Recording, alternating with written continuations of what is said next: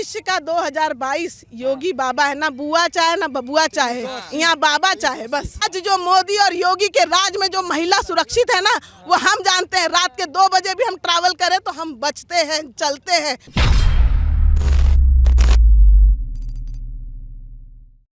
Ma'am, जो 2022 में चुनाव है, इस समय हम बनारस में मौजूद हैं। ये जितनी भी परियोजनाएं हो रही हैं लगातार, अखिलेश यादव हों, लगातार वो ये कहते रहते हैं कि ये परियोजनाएं तो हमने शुरू करी थी, मोदी जी बस फीता काटते रहते हैं। अरे ख्वाबी पुलाव तो पकाने के लिए वो तैयार ही हैं। मुझे तो लगता है वो चांद पे जो सूरज भी निकलते होंगे या आसमान में जो सूरज निकलता होगा, वो कहते हैं मैंने ये आदेश किया है और बस मैं अभी शिलान्यास दूसरा कोई कर रहा है और फीता काटने मोदी जी पहुँच रहे हैं। बिस्तर पे सोने से काम नहीं चलता है, आराम करने से काम नहीं चलता है। हमारे मोदी जी, हमारे योगी जी रातों दिन 24 घंटे, ये 5 साल देख लीजिए, 7 साल देख लीजिए, बिना रुके, बिना झुके, एक भी दिन उन्होंने छुट्टी नहीं ली और कार्यरत काम कर रहे हैं। और ये कहते हैं हाँ, योगी जी के पिता खत्म हो गए परंतु वो पहुंचे नहीं, लेकिन कंधा नहीं दिया, लेकिन जनता के साथ, जनता जनार्दन के साथ वो खड़े हैं। 400 पार। अरे साइकिल पंचर हो गई है, साइकिल पंचर हो गई है। और आपको बता दूं, उन्होंने एक परफ्यूम की भी लॉन्चिंग की थी बीच में, परफ्यूम की लॉन्चिंग कर रहे हैं वो, उनकी साइकिल पंचर हो चुकी है और जिन्ना वाली बातें करते हैं, अब्बा जान वाली बातें करते हैं। इतना बड़ा हमारा काशी, दिव्य काशी, भव्य काशी का निर्माण हुआ, एक भी दिन वो आए मत्था टेकने, हिंदुत्व की बात करते हैं, हिंदुत्व के लिए बातें करते हैं बड़ी बड़ी। आज देखिए उनके सभी लोग, आज उनके ललाट पे उनको दिखता है चंदन लगा रहे हैं, रुद्राक्ष पहन रहे हैं। अरे बनावटी। आपको ये भाजपा वाले से बड़े वाले हिंदू हैं वो। हाँ, इसीलिए जिन्ना की तारीफ करते हैं। देश को आजाद करने के लिए जिंदा, कोई पेट में बच्चा रहता है ना तो कहीं निगम का अध्यक्ष होता है, समझे आप। हमारे मोदी जी, मैं उनके वडनगर गांव गया था और उनका गांव देखा, घर देखा, उनका टी स्टॉल देखा, उनका स्कूल देखा। और हमारे मोदी जी एक बार तालाब में गए थे, एक मगर को उठा लाया उन्होंने।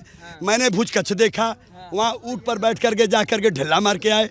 हमारे मोदी जी के चचेरे भाई आज भी फटा हुआ बोरा खरीद करके, सी करके किसानों को बेचते हैं। हमारी मोदी जी की पत्नी को लोग कहते हैं कि जो पत्नी नहीं संभाल पाया वो देश क्या संभालेगा। उनकी पत्नी बीटीसी थी और टीचर हुई। जब वो ससुराल आई तो उन्होंने हाथ जोड़ लिया मोदी जी से कि आपके पूरे हिंदुस्तान नहीं, विश्व आपका बेटा होगा, आपको बाल बच्चे क्या ज़रूरत है। आज मोदी जी के घर में, आज मोदी जी के घर में प्लास्टिक की कुर्सी है, बताइए। विपक्ष वाले लगातार बोलते हैं, प्रियंका गांधी कह रही महिलाएं प्रताड़ित रही हैं, योगी के राज में बर्बाद हो गई, जैसे आप ही महिला। नहीं, आपको बता दूं, जो कहते हैं कि महिलाएं प्रताड़ित हो रही है, तो राजस्थान में प्रियंका गांधी वाडवा जी पहुंच जाए ना, इतनी प्रताड़ित हुई हैं, बलात्कार हुए हैं, तो उनको वहां पहुंचना चाहिए। मैं लड़की हूं, मैं लड़ सकती हूं, तो किसने मना के जा तू लड़, तू जहाँ लड़े के बाद वहाँ लड़ा।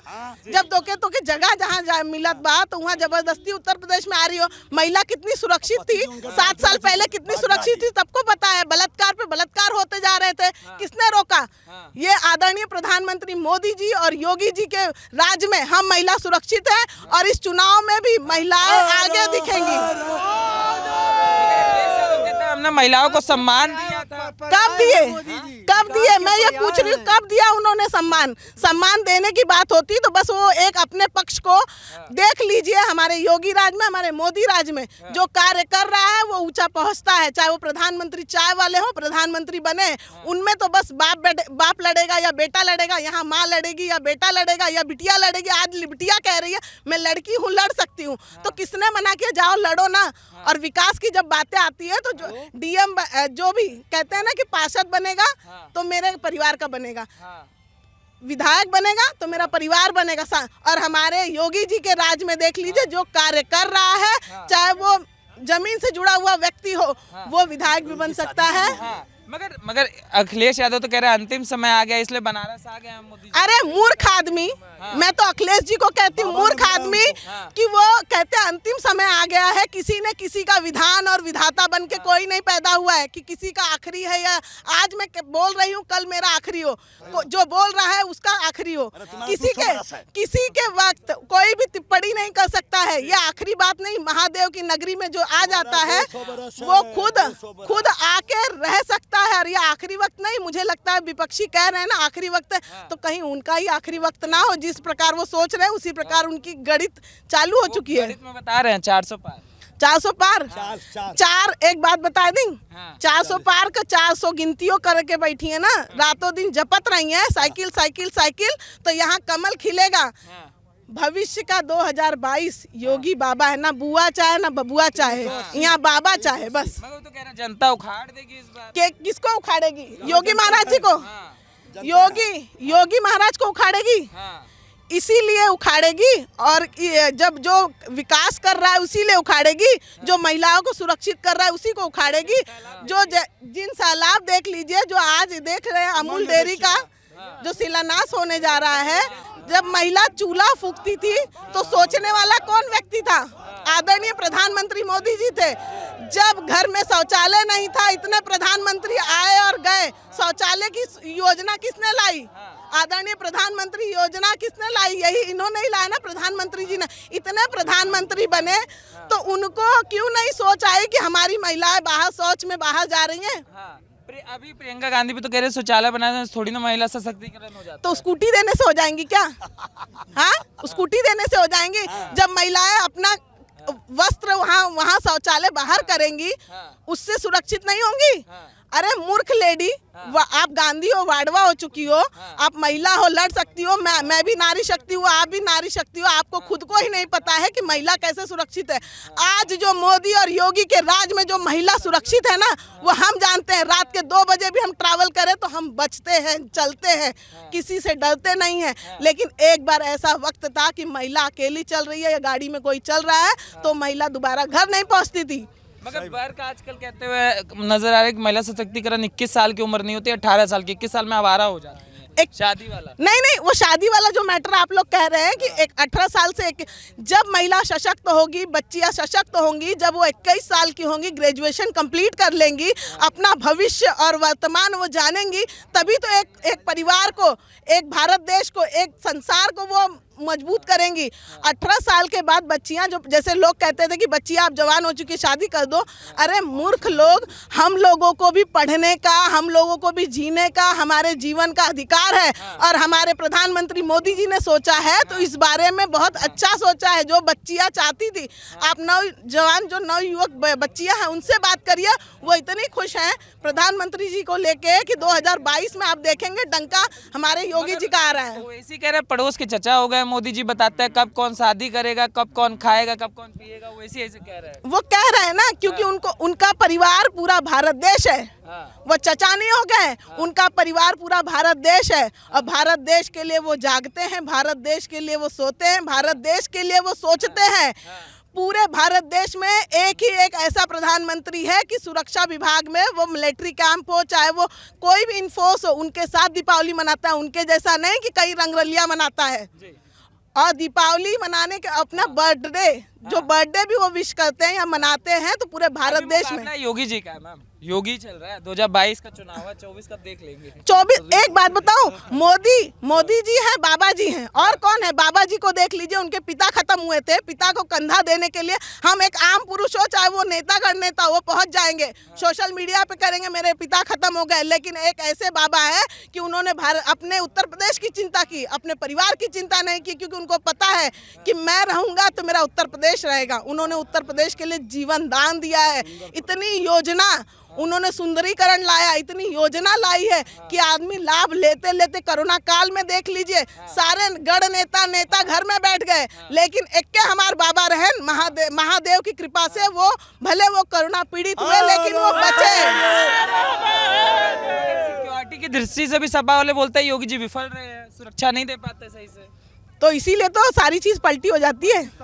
इसीलिए तो जब कोई गलत काम करता है, नहीं, जब कोई गलत काम करता है तो उसके घर बुलडोजर क्यों आता है?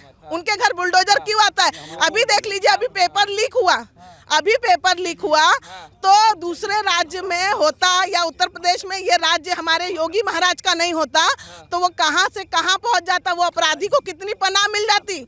लेकिन उसके घर बुलडोजर गया, क्यों गया? क्योंकि उसने गलत काम किया। माफियाओं का ज्ञान खत्म हो रहा है, इसलिए विपक्षी को परेशानी हो रही है। और ये कहते हैं हमारा राज आएगा तो जितने माफिया अंदर हैं हम उनको बाहर निकालेंगे। तो मैं अपने भारत देश से, अपने उत्तर प्रदेश से एक आह्वान करती हूँ कि हमारे योगी जी को ही लाना है और योगी जी की सरकार बन रही है। जैसे आप बोल रही हैं माफिया, आजम खां को तो अखिलेश यादव बोलते बहुत पवित्र आदमी है, साफ सुथरे आदमी, मुसलमान है, इसलिए जेल में हाँ, इसीलिए उन्होंने गंगा जल उन्हीं को पिलाया था ना। गंगा जल मोदी जी जब नहाए थे और गंगा जल अर्पित करने गए थे महादेव को, तो उसमें से जो बचा होगा वो पिला दिए थे, क्योंकि वही एक सबसे सही व्यक्ति है। अरे मूर्ख नालायक, मैं तो एक बात कहूंगी, एक महिला हूँ, आप लोगों को ये नहीं पता है कि कौन सही है कौन गलत है, और आप कहते हो वो अच्छा व्यक्ति है जो हमारे पूरे उत्तर प्रदेश को खराब कर रहा है। उस व्यक्ति को आप अच्छा व्यक्ति कहते हो? जो माफिया पैदा करता है, लोगों को डराता है, छोटे बच्चों को गुनाह सिखाता है, वो अच्छा व्यक्ति है। और जो हमारे बाबा हैं, बच्चों को शिक्षा देते हैं और संस्कार दे रहे हैं, सुंदरीकरण कर रहे हैं, वो खराब व्यक्ति है। अरे इंसान आँख खुल गई है बच्चों की। आज हम अपने बच्चों को भी अपना कुछ कहते हैं कि ये करना है बेटा, तो वो नहीं करते हैं। क्यों? क्योंकि वो अपने आंखों से देख रहे हैं और यहाँ की जनता भी देख रही है। तो इस बार सरकार बनेगी योगी। अखिलेश के उखाड़ देंगे इस बार योगी को। सपा सफा, बसपा बेवफा, और कांग्रेस समुद्र में बह करके खत्म हो गई। क्या बात कर रहे हैं? हाँ, वो तो कह रहे उखाड़ देंगे। गई भाजपा, गई सब मैं कह रहे हैं भाजपा गई। भाजपा 380 सीट, क्या बात कर रहे हैं? मैं 380 सीट, अखिलेश 400 पार कर देंगे। आप 380 बैठ के अखिलेश जाके बियाह करके जहाँ वहाँ घूमे नेपाल। हमको तो बहुत कुछ दिया। सबसे बड़ी बात की है ये जो हम लोगों का जो है धान खरीदा जा रहा है, गेहूं खरीदा जा रहा है अच्छे भाव में। आज बनिया जो है 12 रुपया किलो का धान खरीदते हैं। आज हमारा धान 1940 में जा रहा है। गेहूं जो है जब पैदा होता है तो 14 रुपया किलो बिकता है। और योगी मोदी जी जो है 20 रुपया जो है 21 रुपया किलो कर दिए। तो हमको यही सब चाहिए। बर्बाद कर दिया। 24 घंटे लाइन मिल रही है और यही मुलायम सिंह के और उनके 4 घंटे लाइन मिलती थी। 4 घंटे लाइन मिलती थी। किसान रो रहे थे। वो चूतिया क्या कहेगा? वो क्या कहेगा? हम लोग मर रहे हैं। आधी रात को लाइन आती थी, 12 बजे रात को हम लोग जाते थे, पानी भरते थे। और आज जो है हम लोग 7 बजे सवेरे लाइन आती है, 5 बजे कट जाती है। हम लोग दिन सिंचाई करते हैं। ऐसी सुविधा तो आज तक कभी हम लोगों ने देखा ही नहीं था। वाले और अखिलेश वाले क्या बोलते हैं? क्या वो सब क्या करेंगे? वो सब व्यर्थ है, बेकार है, एकदम बेकार है। ऐसे वो सब केवल जो है जनता को बरगला रहे हैं, लेकिन जनता सब समझ रही है, उसका जो जवाब देगी। हाँ, जवाब देगी। हम लोग तो अभी तक केवल दूध बेचते थे। आज मोदी जी के राज में, योगी के राज में हम लोग गोबर का भी पैसा ले रहे हैं। हमारे यहाँ CNG प्लांट लग गया। अब गोबर की भी कीमत मिल रही है, मूत्र की भी कीमत मिल रही है। अब इससे अच्छा अब क्या चाहिए? हैं?